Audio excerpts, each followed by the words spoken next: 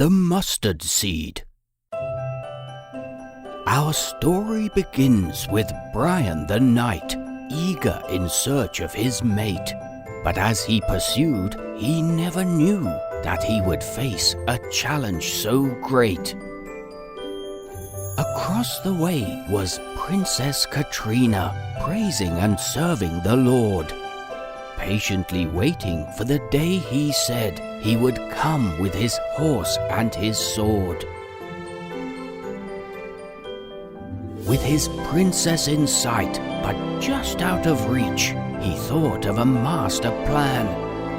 Maybe with just enough force, him and his horse could jump to her side of the land. So he packed up his things, his shield and his sword, and placed it on top of his horse. He said a prayer for guidance and care, then set off along on his course.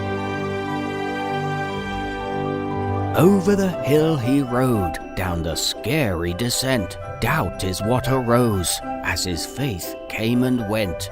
He wasn't gonna make it, for sure he thought he was doomed.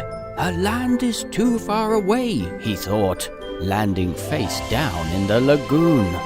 And as he sat there soaking, cursing and asking God why, it was in this frustration and muddy humiliation something bright had caught his eye. A mustard seed created by God floated by for him to receive. On it an inscription, the writing was small, but clearly it read, "Believe." Right then he stood, cleaned himself up, brushing off the dirt and sand. Once more he set off, again up the hill, but with the mustard seed in hand. Atop of the hill, one more time, he closed his eyes again and prayed to keep his trust and faith focused on God and not just the princess across the way. He pushed off the hill and down he went. Within his hand was the seed. He approached the ledge and said in his head, with full faith, "I believe." Just then he saw clearly with his open eyes. Things started to change.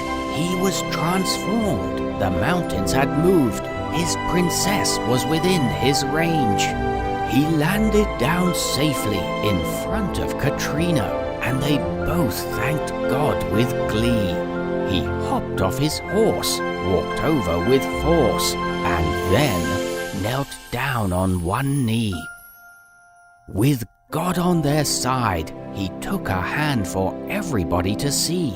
He looked in her eyes, and then he asked, "Maria Katrina Gloria, will you marry me?"